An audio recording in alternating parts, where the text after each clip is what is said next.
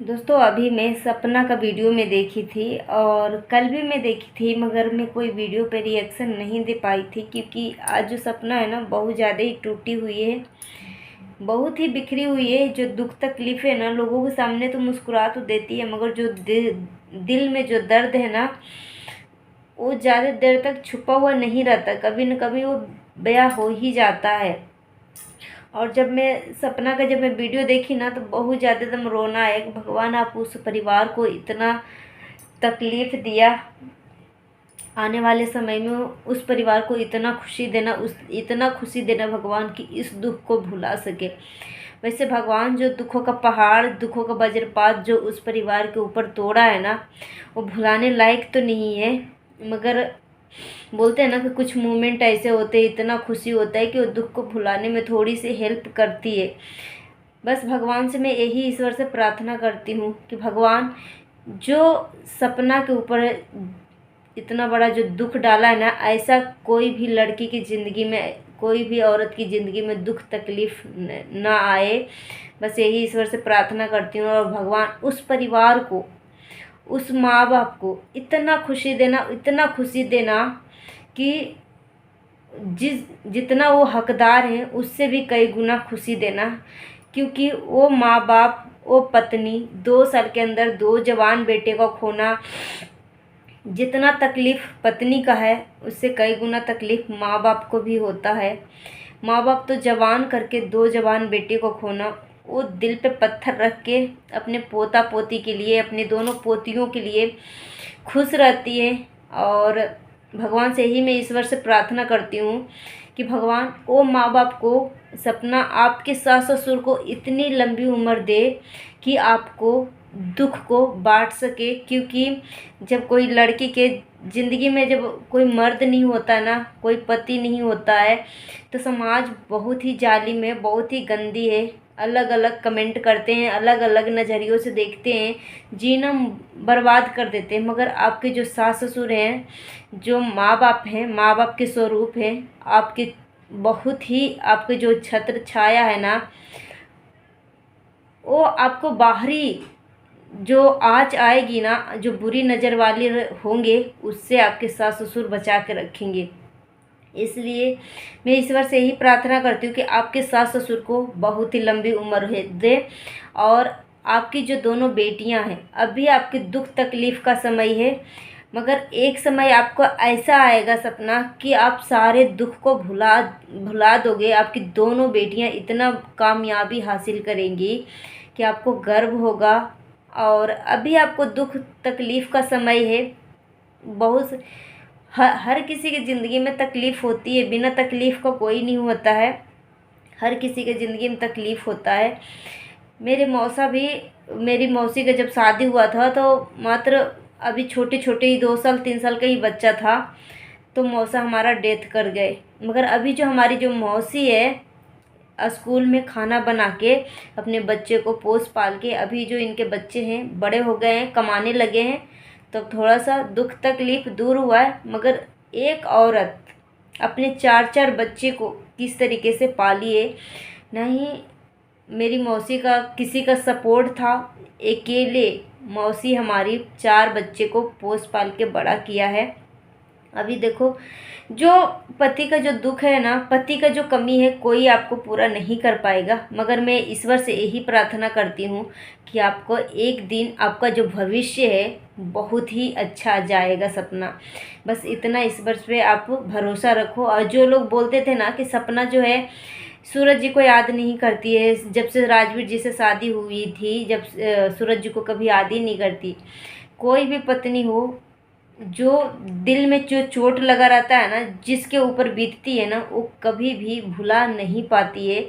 मगर जब राजवीर जी के साथ शादी हुई थी, तो अगर सूरज जी को अगर याद करती सपना, तो सपना ने खुद एक वीडियो में, बर्थडे वाली वीडियो में उसने बोला है कि अगर मेरी राजवीर जी के साथ शादी हुई, अगर मैं सूरज जी को याद करके इमोशनल होती, रोती, तो सूरज जी सोचते कि राजवीर जी सोचते कि हमसे शादी करके सपना खुश नहीं है, तो इनके ऊपर नेगेटिव असर पड़ता। तो इसलिए हमें खुश रहना पड़ता था। और भगवान दोनों पति को अपने पास बुला लिए। बहुत ज़्यादा एकदम रोना आता है, बहुत ज़्यादा एकदम तकलीफ़ होती है। जब मैं कल भी मैंने वीडियो देखा था, सपना बोल रही थी कि मेरे सर में बहुत ज़्यादा दर्द होता है और मुझे बहुत ज़्यादा अकेलापन होता है। कभी कभी मुझे नींद भी नहीं आती है, मैं अकेले रह जाती हूँ, सब सो जाते हैं, मगर समझ में नहीं आता कि मैं अपनी दिल की बातें किससे शेयर करूँ। बस नींद नहीं आती है, तो इसलिए मैं अभी आप सबके साथ बातें कर रही हूँ। सपना के इस तरीके की बातें सुन के ना सच में मतलब दिल इतना फटता है, इतना फटता है कि क्या बताए। सपना जो है अपनी सूरज जी के साथ बीती हुई आज कहानी बताई थी कि हम कितने खुश थे। हमारी जो आर्थिक स्थिति खराब थी, तो 2 साल के बाद हमारी बड़ी वाली बेटी आरू हुई थी और 1 साल भी नहीं हुआ था कि कोविड ने हमारे सूरज जी को निगल लिया अपने कोविड ने हमारी ज़िंदगी को तहस नहस कर दिया, बर्बाद कर दिया। फिर राजवीर जी के साथ शादी हुआ। अब मैं ईश्वर से यही प्रार्थना करती हूँ कि जो भी राजवीर जी को मौत के घाट उतारा है, जो भी एक्सीडेंट किया है या मर्डर किया है, जो भी हो, भगवान उस शख्स को, उस बंदे को कभी भी जिंदगी में वो मौत मारना कि उसको एक बूंद तक पानी तक नसीब ना हो। कुत्ते की मौत मारना भगवान, और कभी भी वो ज़िंदगी में खुश न रह पाए और तड़प तड़प के वो मरे।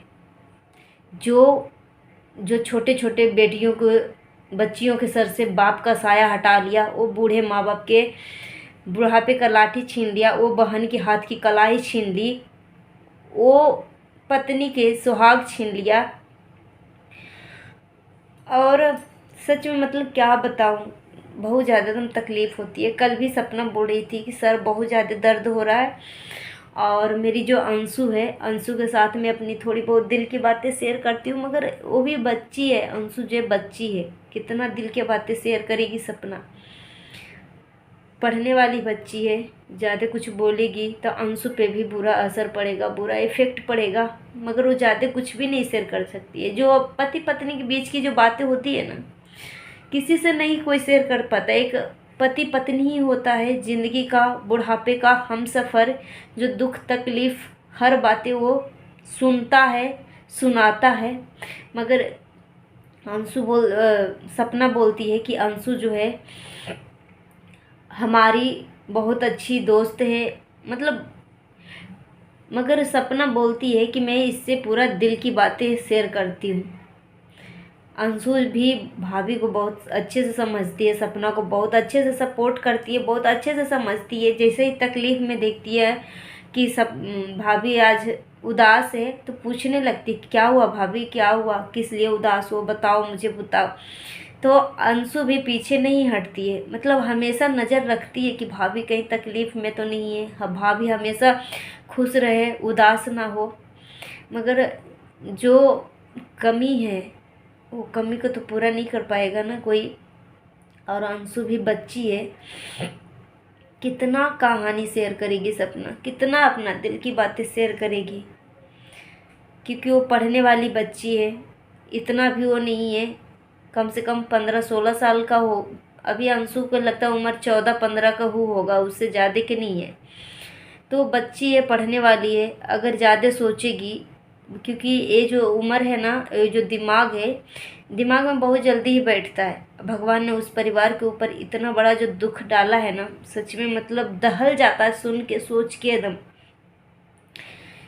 बस सपना मैं ईश्वर से यही प्रार्थना करूँगी आपके लिए कि भगवान आप उस परिवार को अब से कोई तकलीफ़ मत देना, कोई मुसीबत मत देना, बस उस घर में सिर्फ खुशियाँ ही खुशियाँ देना। और आपकी जो 2 बेटियां हैं, भगवान उस काबिल बनाना, उस लायक बनाना कि समाज उनके लिए सलामी ठोके।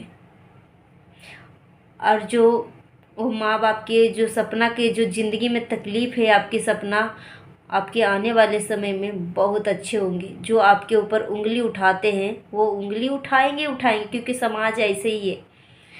और आपकी जो जेठानी है इतनी गिरी हुई नालायक है, उसके लिए तो क्या बताएं कि वो खुद अपना परिवार को, अपने पति को नहीं समेट पा रही है, और दूसरे को पति के ऊपर उंगली उठाती है कि पति को मार डाला, वो कर डाला, वो कर डाला। क्योंकि अपन जिसका खुद का अस्तित्व नहीं है वो दूसरे को क्या अस्तित्व बताएगी। सो गाइस, अपना ओपिनियन हमें कमेंट बॉक्स में दीजिएगा। सो गाइस, मिलती हूँ नेक्स्ट वीडियो में। Thanks for watching. जय हिंद, जय भारत। और अपना ओपिनियन हमें कमेंट बॉक्स में ज़रूर दीजिएगा। मिलती हूँ नेक्स्ट वीडियो में। Bye bye, take care.